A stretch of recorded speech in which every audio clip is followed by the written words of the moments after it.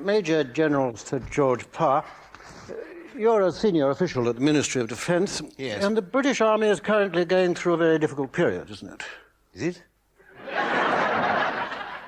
Well, for example, the conviction of 3 British soldiers in Cyprus last week for the murder of a young woman by battering her to death with a spade. Yes, yes. The deputy commander in Cyprus, Brigadier Arthur Denaro, said that we should put this incident into perspective. What do you think he meant by that? It's difficult to know, really, isn't it? I suppose he must have meant that there are 750,000 people living in Cyprus, and we only killed one of them. So, you know, it's not a bad proportion, really. Of course, what the Brigadier also said, and I think it was quite true, we must remember that it was these 3 individual men who were on trial, not the British Army, and certainly not their glorious regiment, the Royal Green Jacket, or the Royal Green Jackets with big red splodges on, as they're now called. But this is the sort of thing that the Army always says after such an incident, isn't it? I mean, you just close ranks and protect your own. Oh, well, I mean, these 3 men have nothing whatever to do with the Army. In what sense? Well, in the sense that there is a rule in the Army, and a very good one, I think, that you are immediately dismissed from the Army as soon as you murder somebody. Well, unless you're doing it as part of your work, of course. And that's what happened here. And, of course, also, there is this question, you see, you're getting all these, a whole big group of fit young men who are all together, miles from home, nothing to do but drink and lie in the sun all day. And you do bound to get these occasional outbursts of high spirits. Violence. Well, all right, violence, yes. Extreme violence. Well, yeah, all right, extreme violence. Murder. All right, murdering, yes. Murdering, yes. But, I mean, you don't have to go to Cyprus for that. I mean, you get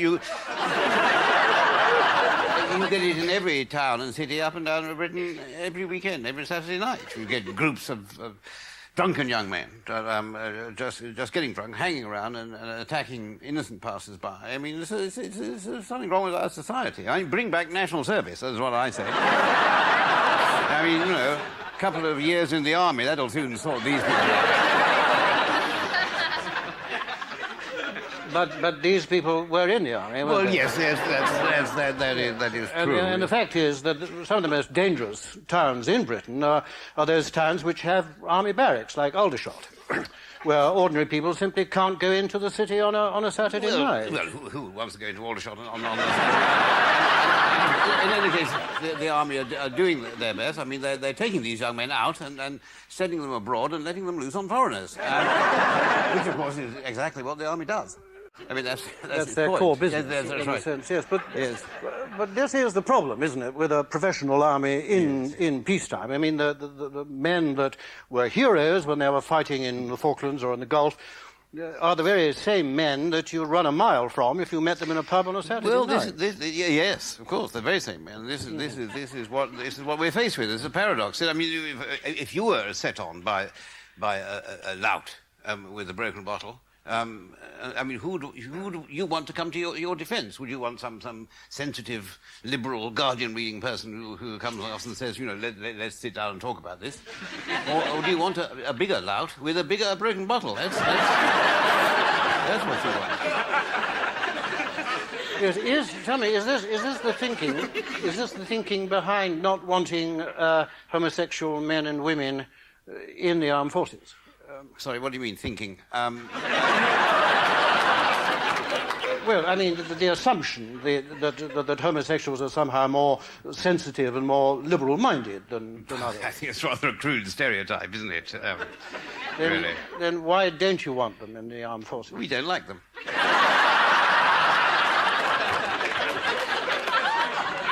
And how do you know that you don't? Because we like had a survey. We surveyed We surveyed the armed forces, and we had a random sample of... So a whole range of questions was asked. We asked certain questions concerning actual situations in army life. I mean, such as... Well, if you're asleep at night in your barracks, in your bed, would you want suddenly to be woken up in the middle of the night by a limp-wristed, perfumed person with heavy makeup clambering on top of you, putting their sexual organ into your bottom?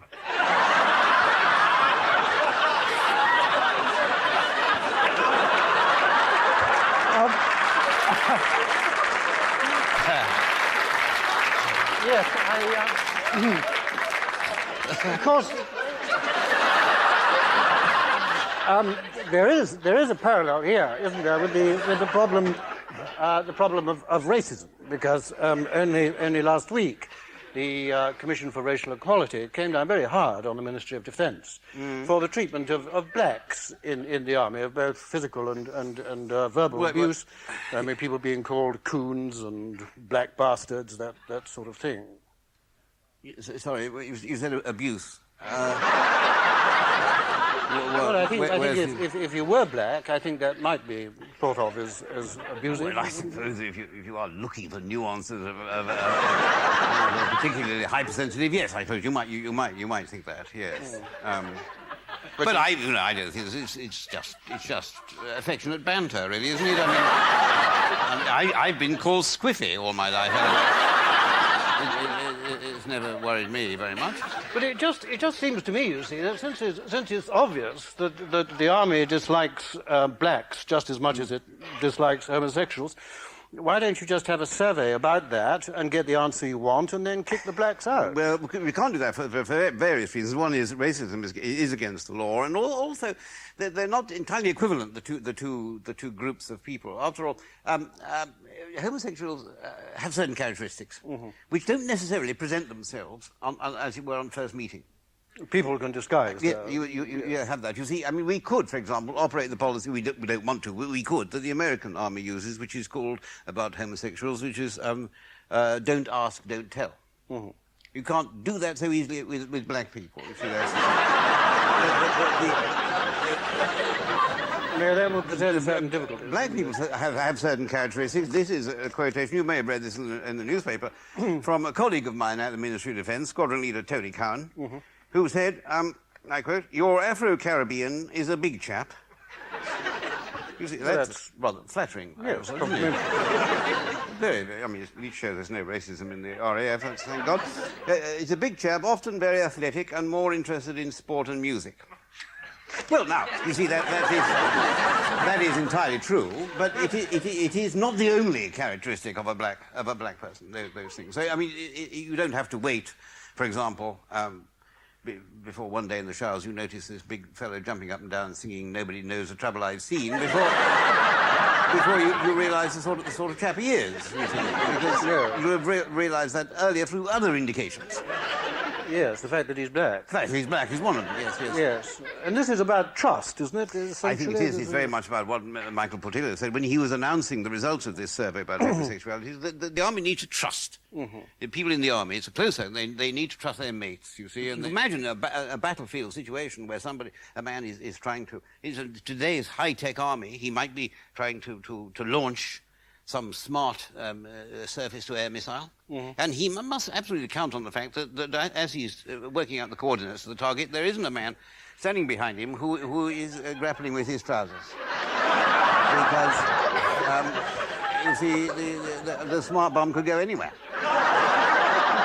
Yes, I can see that. But in endorsing these attitudes by your soldiers, aren't you somehow justifying both racism and homophobia? Oh, no. We have to protect. We have to stand up for our chaps, because we ask them to do things. We ask our servicemen to do things that, on our behalf, as a society, that we don't ask anybody else to do. To kill people. To kill people. Danish tour guides. No, no, that's just recreational. No, in their actual work, we ask them to kill the enemies of our society. I see. Well, in that case, if society is being defended by the army, shouldn't the army reflect the ethnic diversity of this society?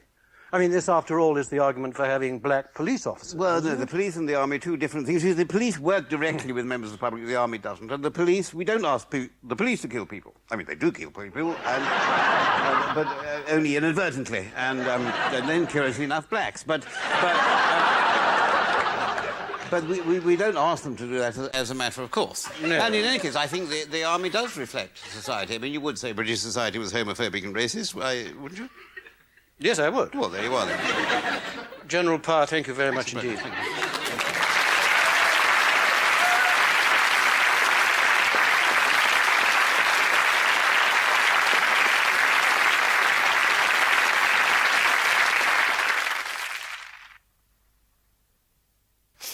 Sir George Parr, you're a Conservative backbench MP on the Eurosceptic wing of your party. Well, I don't know that word, Eurosceptic, really.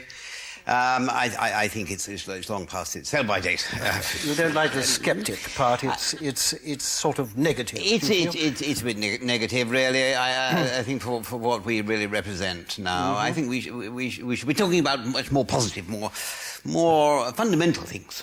I see. So fundamental principles. I see. So these principles, how would they be carried through into policy? I mean, are you in favour of complete withdrawal from the union, or do you want a free trade area? You see, once again, these are side issues. Really, we get bogged down in these technicalities of convergence criteria and subsidiarity and all that. I think we should say what we mean. I see. Well, that's refreshing. And what, in fact, do you mean? Well, as I say, I was talking about positive fundamental principles, by which I mean something very deep in the British character, which we are in danger of losing, which is under threat, and which I think it could be summed up as a proud, traditional, and instinctive loathing of foreigners.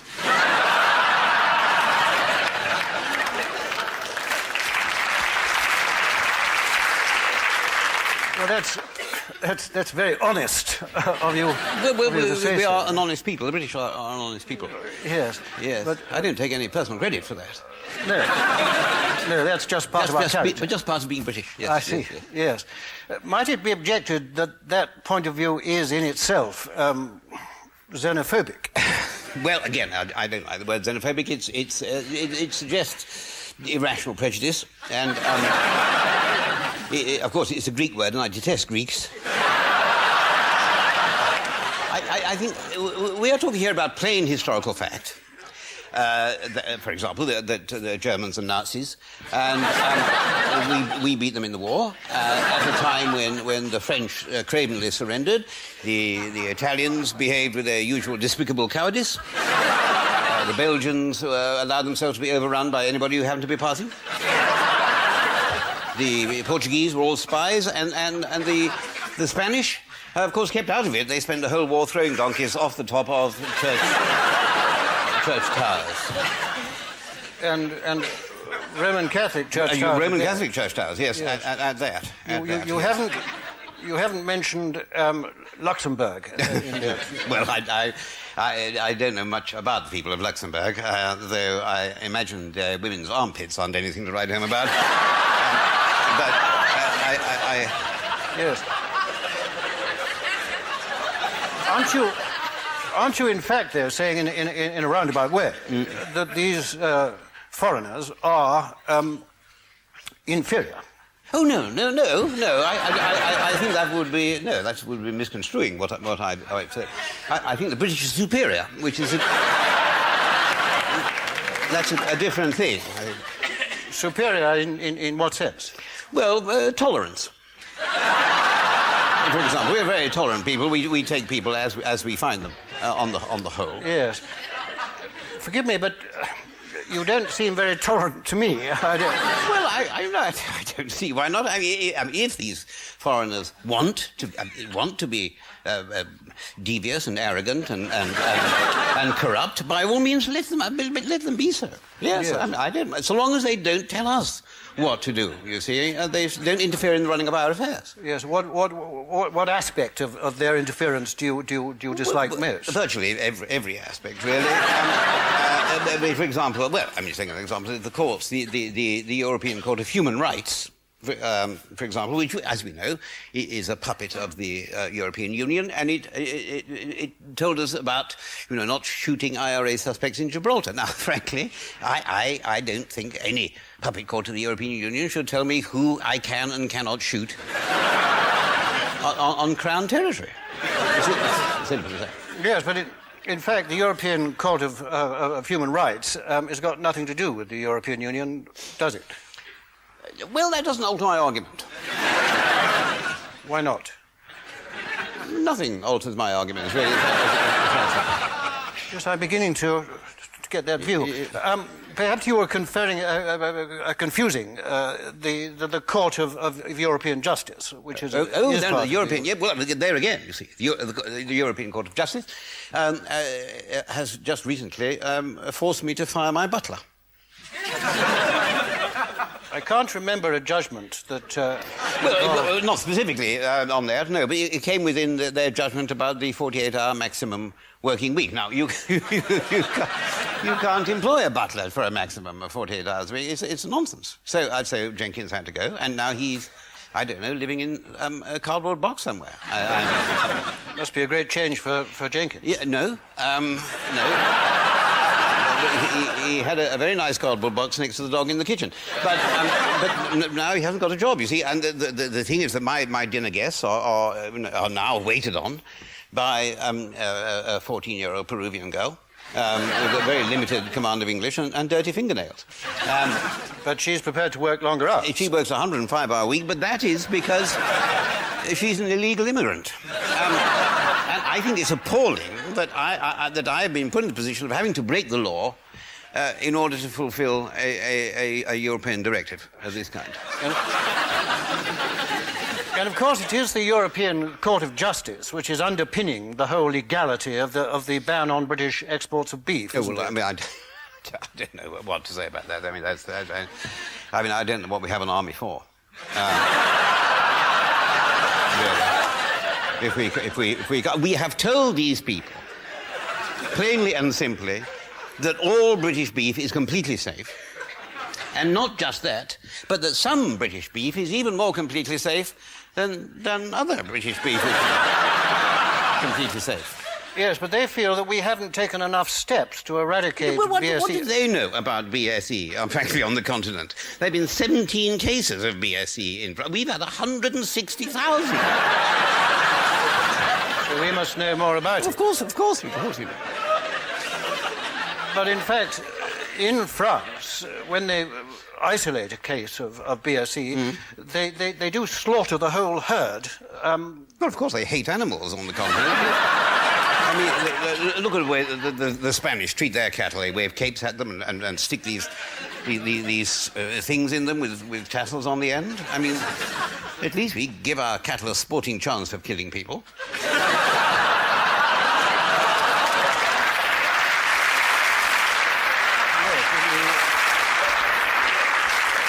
In the very long run, yes. In the long run. Yes. So, what do you think we should be doing?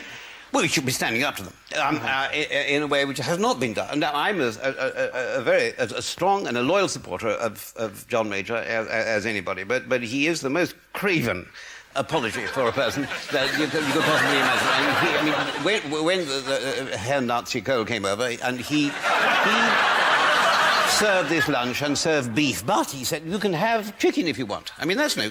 The Queen, the only person standing up to these people, thank God for it, is Her Majesty the Queen, who, when the garlic-eating person arrived, said he had he had to eat beef. Yes. He didn't have any alternative. He didn't have any alternative. Yes. And you approve of that rather sort of symbolic gesture? Well, I think it was more than symbolic. I think the Queen, and God bless her for it, was prepared to risk herself and her whole household dying a hideous and lingering death in order to make her point. So obviously what's most important to you is the idea of sovereignty, isn't it? Well, no, what's most important to me is hating foreigners. But after that, yes, the idea of sovereignty, yes. Yes, and you feel that our destiny should be in our hands. The laws, the management of our economy, Yes. and I suppose, defence would be... Defence in particular, yes, of course. yes. So you'd be very much against any further integration of our forces with those of Europe. Without any question. The control over the defence of our kingdom should remain where it is at the moment, in the hands of the United States of America. Sir George Parr, thank you very much indeed. It's a pleasure. Thank you.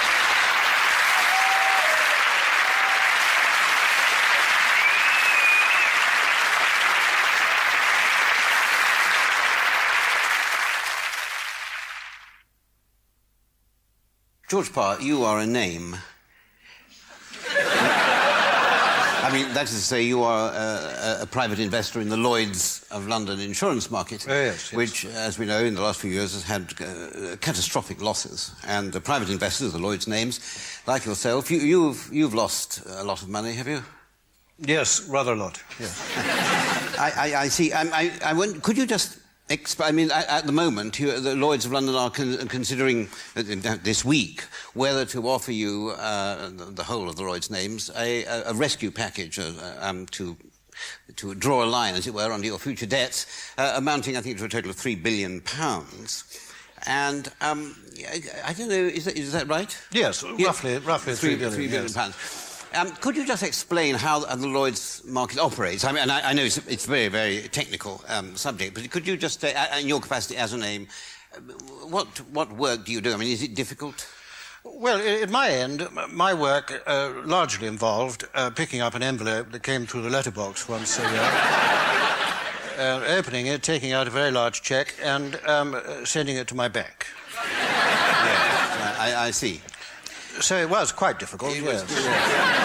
But I got better at it with practice. Did you? You found it difficult at first, did you? Yes, I mean, like everyone new at a game, one makes silly mistakes. What sort of... Well, I sort of threw the envelope out of the window, I remember, and tried to feed it to the parrot. I see, yes. But you got the hang of it eventually, didn't you? Yes, I picked up the technicalities after a few years. Yes. Yes, I see that. And I got into Lloyd's because I was introduced to an agent at Lloyd's. Oh, right. Stan... Stan? Something. Somebody, Stan. Yes. Right. And he made a financial proposition to me. What? He said, how would you like to make a great deal of money without doing anything at all?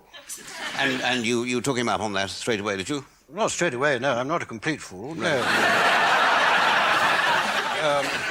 I said I'd have to think about it, and so I went and had a thorough discussion with my... Accountant. No. What's the name of that? You know, people supposed to look after you. Oh, God, I can never remember anything. Stockbroker. No, it's, God, I go mad. Sits opposite you at breakfast.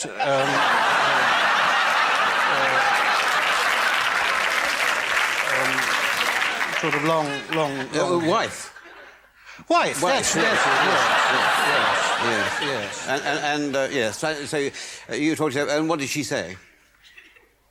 What about? About whether you should be a name at Lloyd's. I see, yes. Well, I mean, she immediately put her finger on what might be the danger area. Yes. She said, would this involve you having to think? Which completely stopped me in my tracks, because that had never occurred to me. So she was on the right lines then, your she wife? Was, yes. So I rang Stan... thing, yes. Yes, and said, look, give it to me straight, man to man. Yes. Don't beat about the thing out in the bush. The bush, yes. Yes. Will this involve any mental activity of any kind? Yes. And what did he say? He was very reassuring. Very good. And so you went ahead then, in fact, and what did you? I mean, how much did you invest in the market? Oh no, I know this is highly technical, but I'll have to explain this. One of the most attractive things about Lloyd's as an investment is that you don't have to invest any money. Oh, I see. So you just have to demonstrate that you have funds available. I see. And you did have. I mean, you were quite well off, presumably. Well, no, that's another misconception about names. We're not all rich men. You know? I mean, I'm just an ordinary bloke with a couple of 100,000 quid's worth of shares. Yes. And obviously I didn't want to sell those because they bring in an income, and in any case, I worked damn hard to get them. Yes, I see. Or at least my grandfather did. But as far as Lloyd's was concerned, all you had to do was demonstrate that you had these shares. Yes. And that was enough for them. They, as it were, counted as your investment. Yes. So you went on earning the dividends from the shares, and at the same time earning the take, as it were, from Lloyd's. Yes, that's how it works. Yes. Yes. Yes. I see. So then... well, for then many years, the cheque came in sort of regularly. Yes. You know, not huge sums, sort of 50,000, 60,000 pounds, that sort of thing, but enough to take the family on a decent holiday. Yep. And then, about 3 years ago, I got the usual envelope, and inside it was a letter which mentioned the sum of £1.5 million. And so I rang up Stan and said, well done. It has obviously been a very, very good year. And he said, no, George, you haven't earned this. This is your share of the losses. I see. So you must have been terribly shocked about it. I was devastated. I mean, what was it lost on? I mean, how the losses occurred? There was an oil rig that blew up. Yes. And then there was the '87 hurricane. I mean, it was nothing to do with me. I've never been on an oil rig in my life.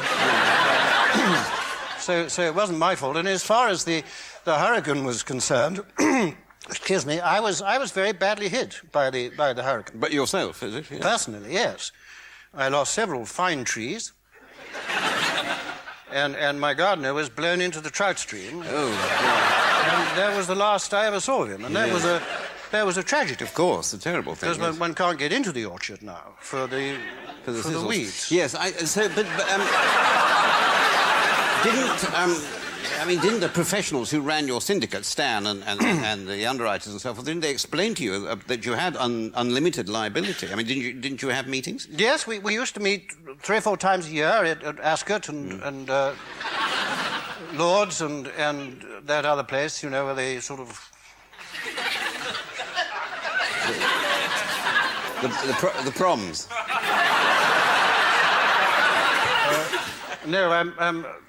Wimbledon. You know. Oh yes. Where they had boxers there, did they? No, they have tennis players. No. I mean hospitality boxers. Oh, I see. Yes. Hospitality boxers. Yes. I see. And so, but I mean, what do they didn't they explain to you about the risk? I mean, there was risk involved. No, I mean, the insurance business is very well established. It's respectable. It's one of the safest industries there is. Yes, sure. I know, but it is about risk. The insurance business. I mean, that is what it is. You take on people's risk. That's what insurance is.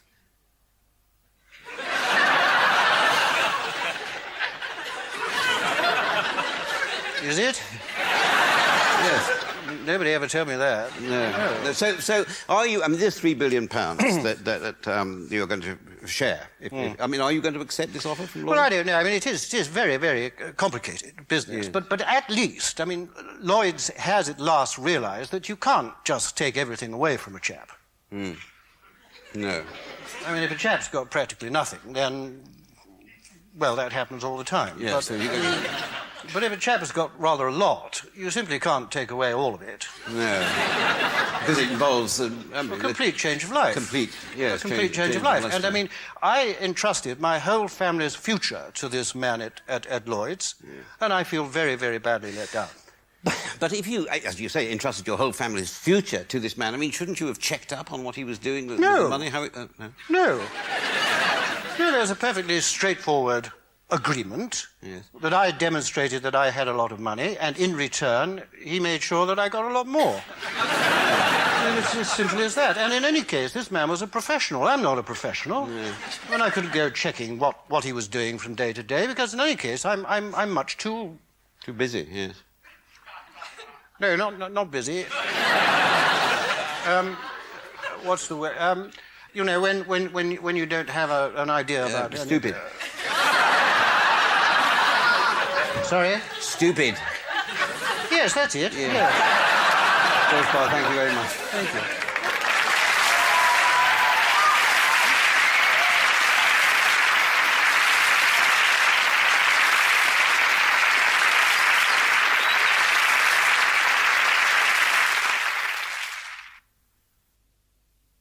George Parr, you are one of the most highly paid merchant bankers in the city. Yes, I come from a long line of bankers, and...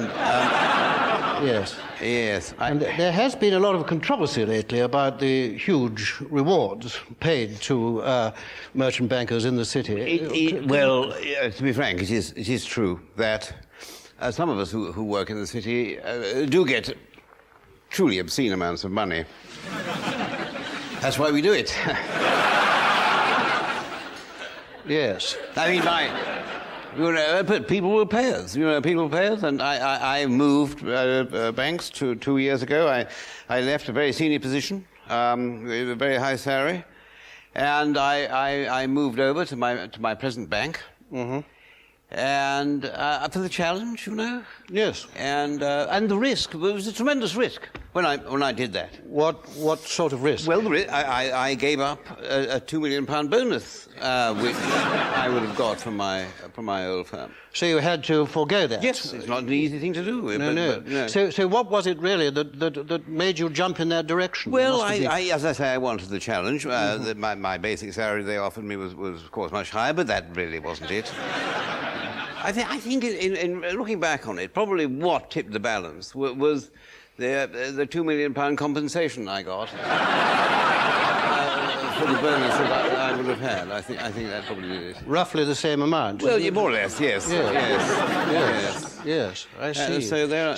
So what do you find so attractive about your present bank? I mean... Well, in the contract, when I started work, I was given what is called a golden hello.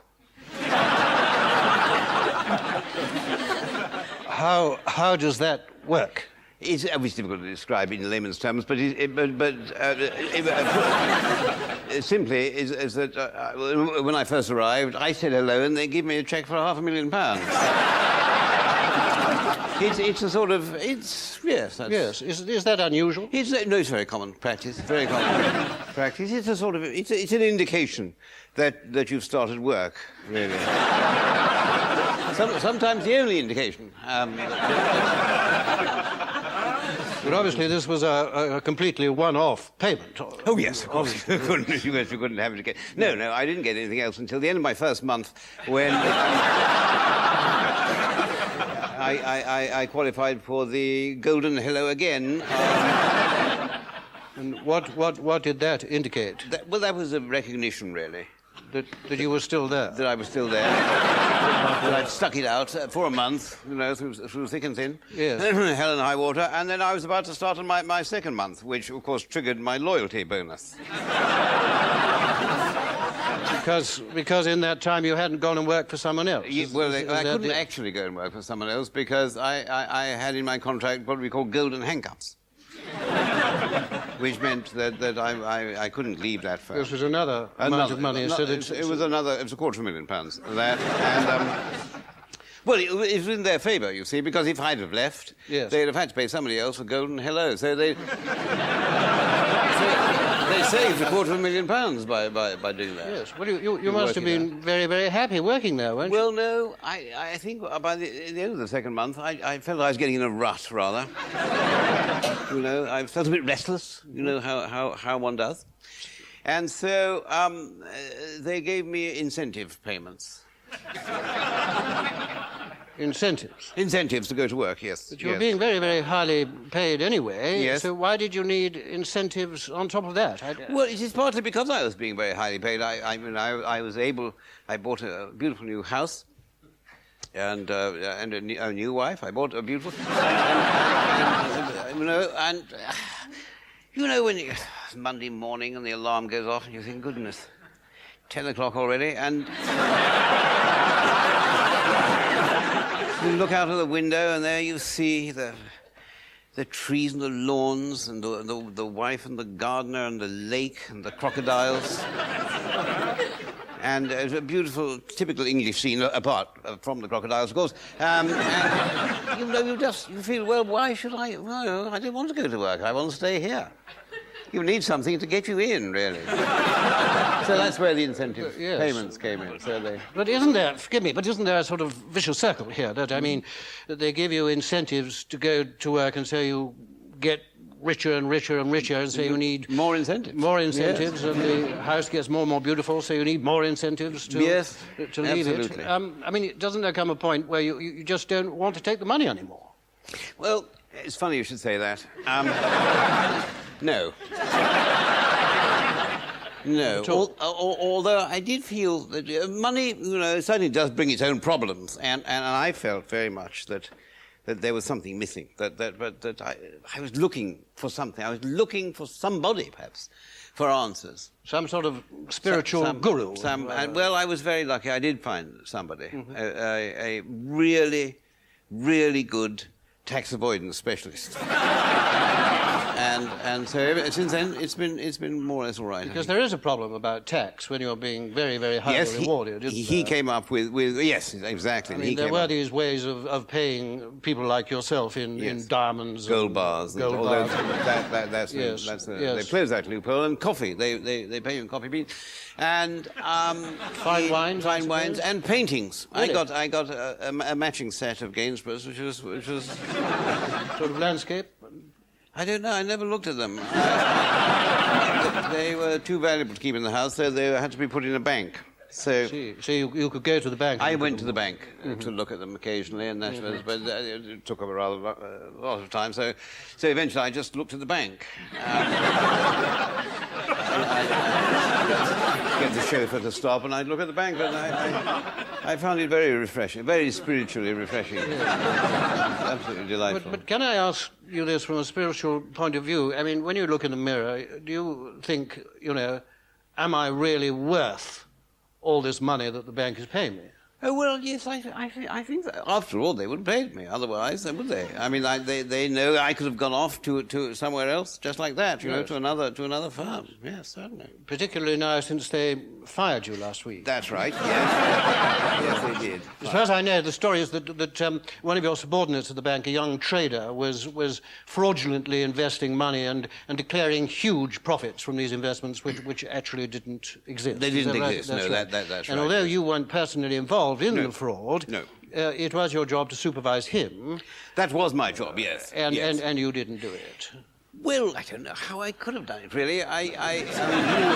He was making a very great deal of money, so he said. Yes, he had this company invested in called Sahara Relief. Flood Relief. Yes. That's right, but he said it was enormously profitable. Well, it was a gold mine, he said. Yeah. Well, it actually was a gold mine, according to him. Curious name for a gold mine, of course, and a curious place to have one. But that's what he said it was. And he was making a very, very great deal of money. But couldn't you have sort of checked up on him at all? In what way? Checked up? Well, you could have asked him some questions.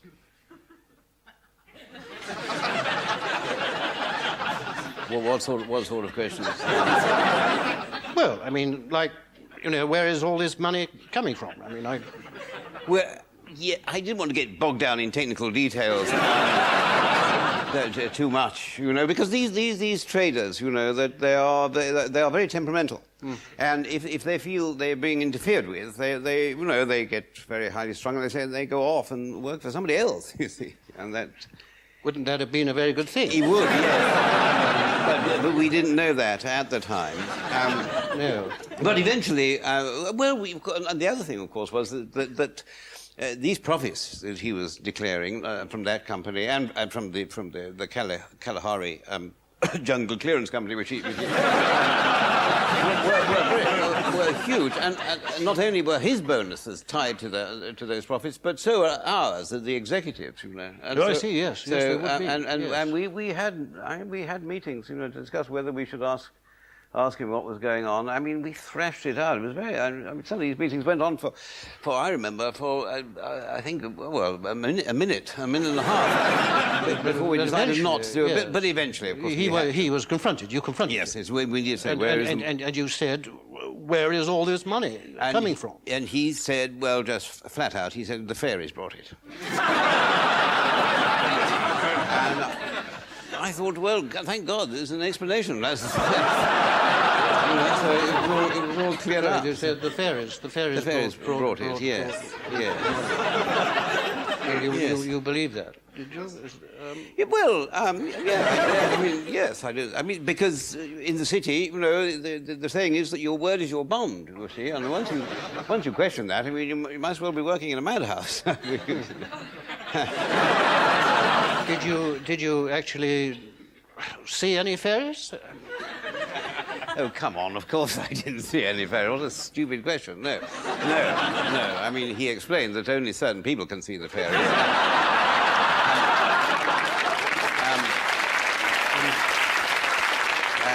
And he was one of them, and, you know, I would have been very suspicious if I had seen a fairy. I would if it was somebody dressed up as a fairy. So now you're out of a job. Yes, yes, I'm afraid so. Well, that's how it is in the city, you know, high risks and challenges, and then one day you're a high-flying executive, the next, as I am, out with nothing. You have nothing? I have nothing but the clothes I stand up in, 2 years' salary, and my £3 million pension fund. And that's all you have? That's all you could carry away? Yes, that's right. What are you going to do now? Well, I'm certainly not going to sit around feeling sorry for myself. I'm going to sue the bank for the bonuses to which I think I'm entitled to for the last 2 years. Forgive me, I'm not a banker, obviously, but I thought we'd established that the profits on which the bonus would be calculated, yes. In fact, didn't exist. Well, they didn't exist in the sense that they weren't there. But at the time, we didn't know that. At the time that my bonus would have been calculated, they existed in his mind, and in my mind, and the fairy's mind. And so I thought I was really entitled to it, really. Well, forgive me, but, I mean, what you appear to be saying, Mr. Power, is that if you're successful, you should be highly rewarded. I think we'd all agree with that. But also, if you fail, disastrously fail, then you should also be highly rewarded. No, certainly not. Absolutely not. No. If success should be highly rewarded. Failure should be compensated. Two entirely different things. I mean, the amount of money is the same as just two different things, you see. I mean, otherwise, if you didn't have that, you wouldn't be able to attract top-quality people like me into the banking profession. There wouldn't be the incentives. Exactly. George Parr, thank you very much.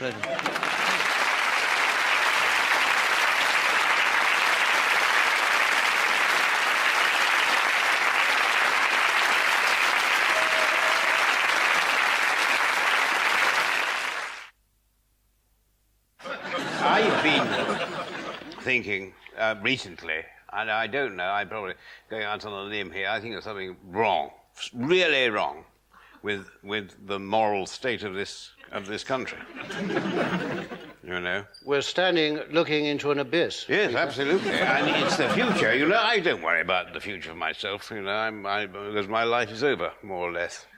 It's the children I worry about. Well, after all, the children are our future, aren't they? Oh, yes. And the thing about children intensely vulnerable people. Yes, of course. Preyed upon.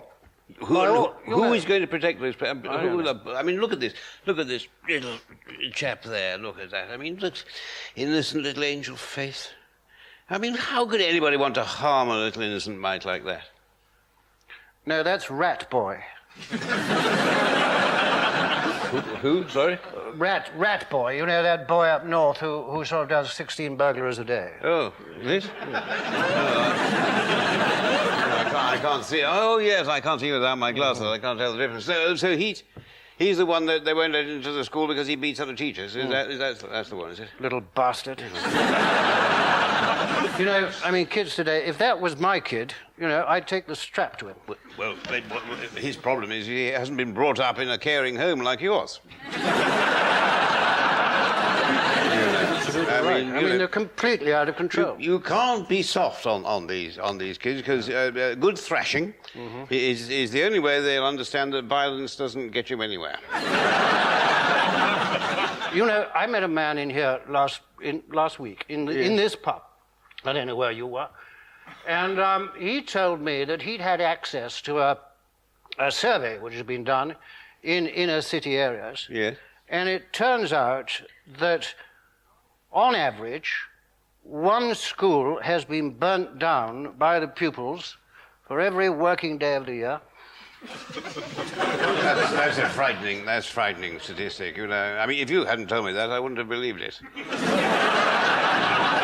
Well, if I hadn't heard it in this pub, I wouldn't have believed it. I mean, they complain about class sizes being too big. Well, there you are. I mean, and not having any books. well, of course they don't have any books. They burn them all, haven't they? Yes.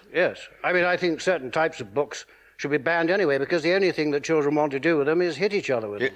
Yes. Combat books. Big,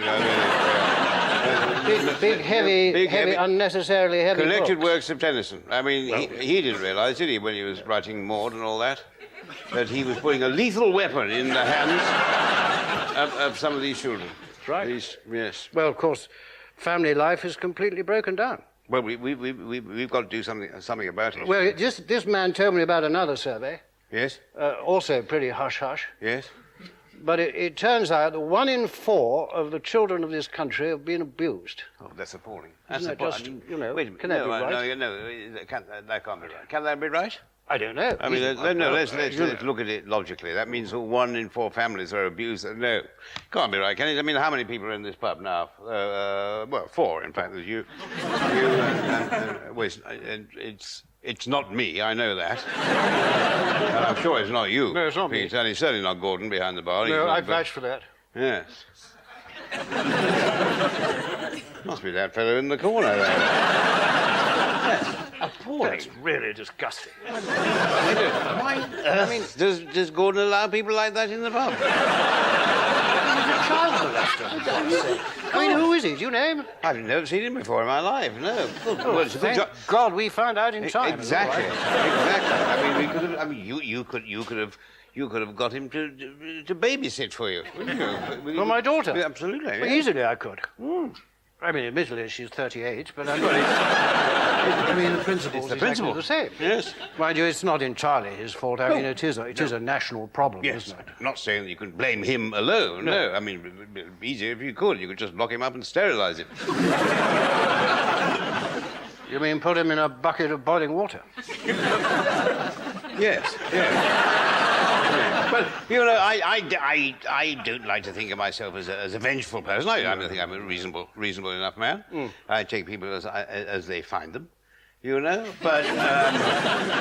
But you know, there's something's got to be done about this, because I don't want to, you know, I don't think we should panic, but we are standing on, as you say, on a moral abyss. Something's got to be done. And we've got to do something. And I think what the problem is, and it may not be his fault entirely, people like him.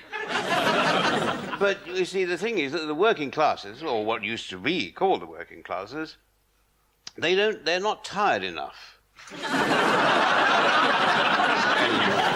Because, you know, they late at night, they've still got all the mentally alert, you know, physically fit. Oh, I see, and then they just get up to some depravity. Absolutely, yes. You see, because he's unemployed, so he's not tired from absolutely, working. he's on benefit. And more than that, when they get home, you see, they have vacuum cleaners. and fridges and all these labour-saving devices, you see, and so there's nothing to tire them out. They don't have to do the housework. No, exactly. Well, when I was growing up, I don't know about you, I mean, people came home from work exhausted. Yes. And then everybody had their own appointed household tasks. Yes, absolutely. Didn't they? I remember I used to have to scrub the steps. Yes. Well, I shelled the peas. Well, there we are. You see, we all... That's what I did. And then it, you know, you turn on the wireless, and the wireless would tell you it was 9 o'clock, and then you go to bed tired but happy. That's right. I remember in the 40s the King used to come on at 9 o'clock, didn't he? Yes, that's King right. George Yes, VI used to come on, yes, every night. And every night at 9 o'clock, and he used to say, I remember that sort of stutter of his. He used to say, "Good evening, it's bedtime."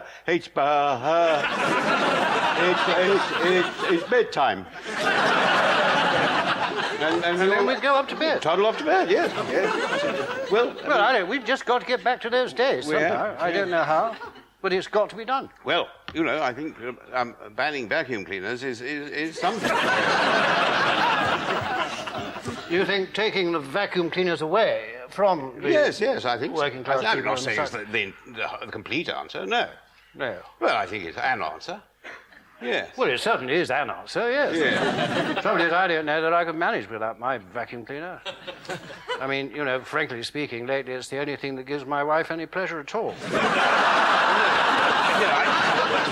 Leslie, I wasn't suggesting that people like you and me should have our vacuum cleaners taken away. I was meaning people like, well, you know... People like him. People like him. People on benefit. Well, Poor people. People from sections of society which cause, probably no fault of their own, cause trouble.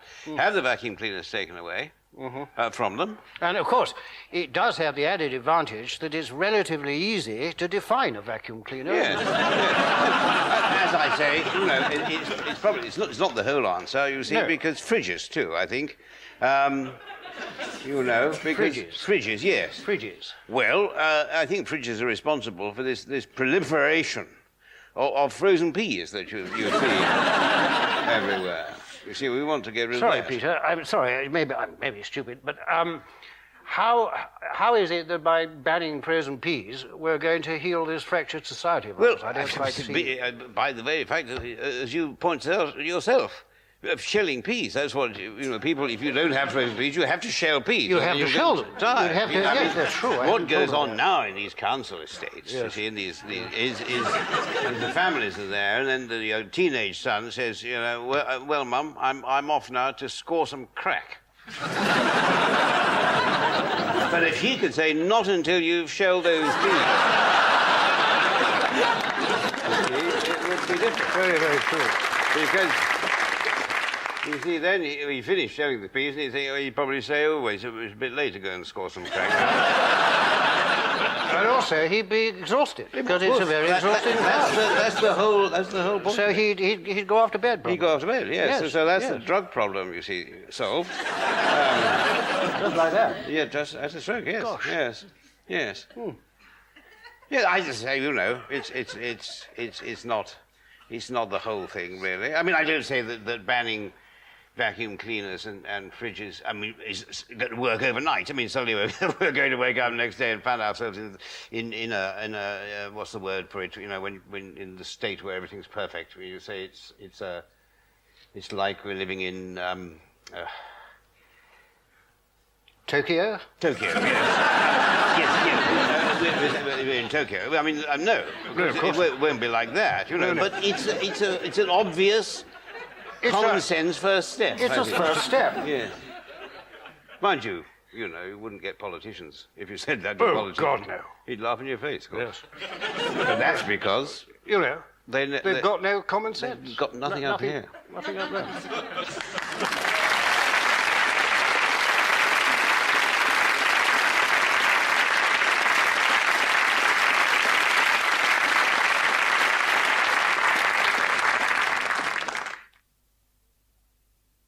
George Parr, we are approaching the last few days of the most serious moment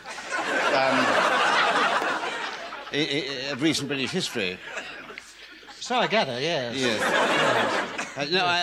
George Parr, I understand that's not your actual name, is it? No. My real name translates as Zergon the Annihilator. But I find that an encumbrance socially. Yes, you would. Cocktail parties and Yes, so on. I can imagine. Doesn't break the ice very easily. And you're from Mars, I gather. Yes, I am. Middle Mars. Middle Mars. Yes. Yes. Is that your own body that you've got? No, I've assumed this form Yes. in order to circulate more easily on Earth. Yes. Normally, at home, well, it's sort of difficult to describe it as sort of a small blob of highly toxic jelly. That's what you are in Mars. Yes, I see. yes. Well, it's difficult for you to communicate in that form with human beings. Yes, it's very difficult to hold a civilized conversation, in that form, because people have very little in common with a small blob of toxic jelly. Yes. I mean, there are exceptions. Yes. But you can't spend all your life talking to Michael Howard.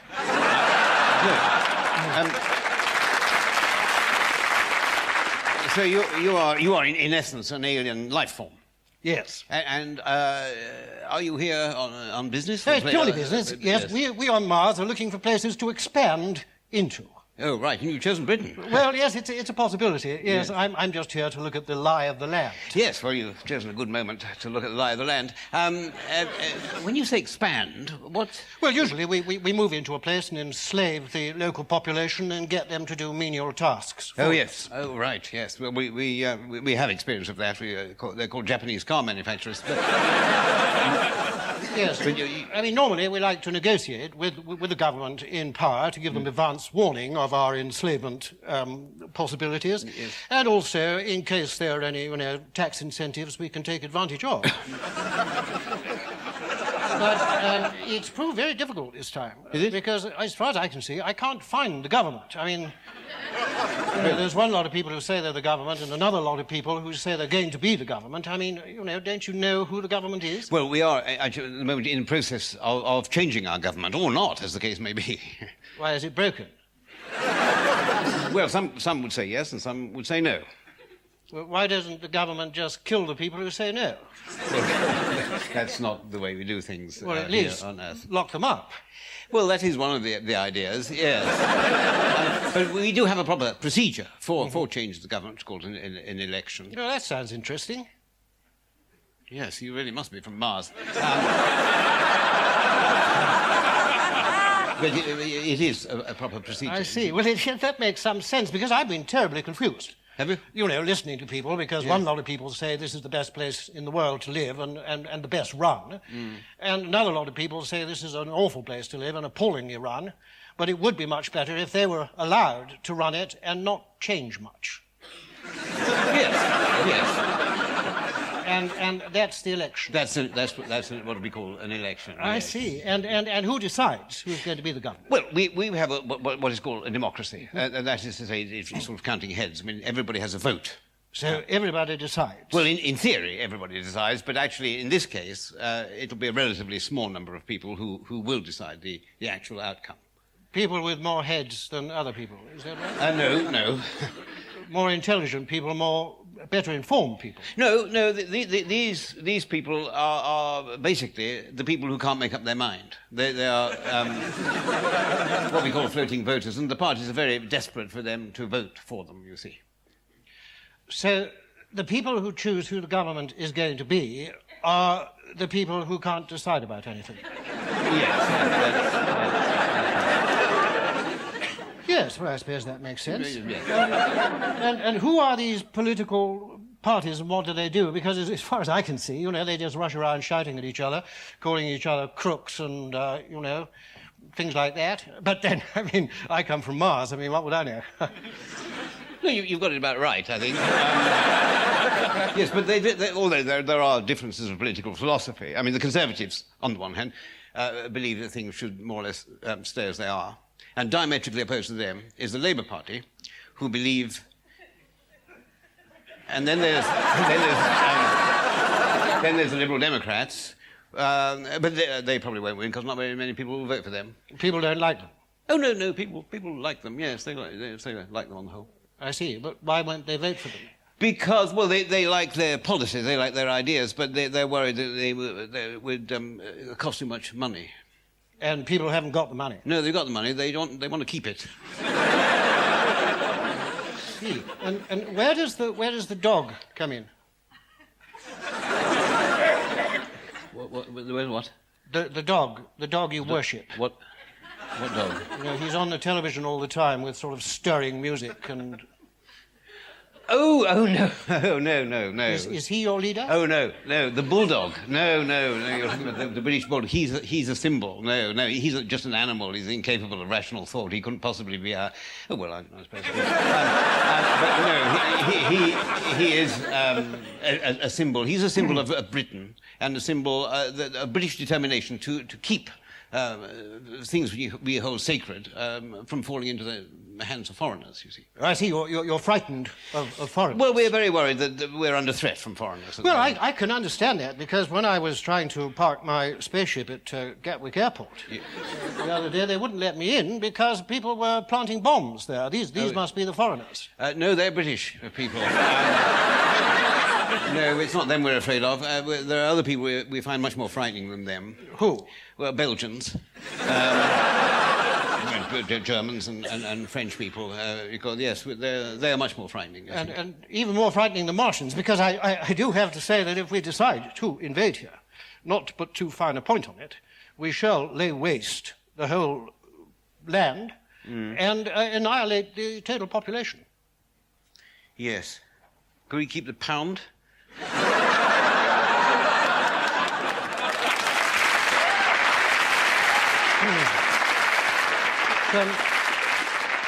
It doesn't make much difference. Oh, well, to that's us. all right then. I think. But come back to these Belgians. Why are you so frightened of these Belgians when they're not trying to kill you? Well, it's government policy that we should be frightened of the Belgians. Well, that's not actually. Actually, government policy is that we should wait and see. Wait and see what? Wait and see whether we're right to be frightened of them. So why are you frightened of them now? Because the government think that if we're really frightened of them now, they stand a better chance of winning the election. So you're not really frightened of the Belgians, it's the government who wants you to be frightened of them. Well, yes, I mean, the government actually started off the election by wanting us to be bored, but that didn't seem to work very well, so now they want us to be frightened. And what about the other party, the Labour Party? They want us to be frightened and bored. This is what's called a mature democracy. Yes. So who's going to win? Oh well. Now, we do have very sophisticated techniques for measuring voting intention, opinion polls, as they're called. I see. So if you know in advance who's going to win the election, what's the point of having the election anyway? Well, there is a problem. Is that people lie to the opinion polls. Why should they lie? Because they're ashamed of saying who they're going to vote for. So let me get this right. But you see, when they actually vote in the real election, it's a secret ballot, so they don't have to tell anybody who they voted for. So an election is when a small group of people who can't make up their minds secretly choose a government that they're ashamed of. That's right. Yes.